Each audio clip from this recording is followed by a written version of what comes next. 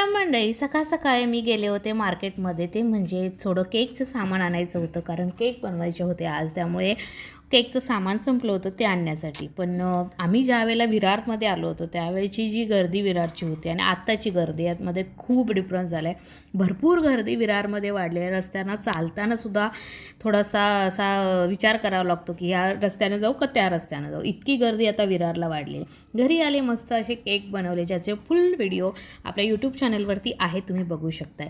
निशांकचे हे पराक्रम तर नक्कीच चालू असतात. इतका पराक्रमी असा निशांक झाला आहे, तो काय करेल कुठल्या वेळेला माहीत नाही. आता मी आला आहे माझा चष्मा आणि तो घातला आहे, त्याच्या डोक्यावरती रुमाल घेतला आहे आणि आम्ही असा डान्स करतो आहे. हा डान्स तुम्हाला कसा वाटला ते कमेंट करा. त्यानंतर आम्ही गेलो पवार मॅडमच्या घरी, कारण भेट आणायची होती गावावरून. मॅडम आल्या होत्या, सो म्हटलं चला, त्यांच्याकडे सासूबाईंनी भेट दिली होती ती आणायची होती. मग आम्ही तिकडे गेलो तर तिथे रंगला तो कॅरमचा डाव. निधीला एखादा पार्टनर मिळाला गेम खेळण्यासाठी, तर निधी का तिथून हलत नाही, तिला गेम खेळायला खूप आवडतं.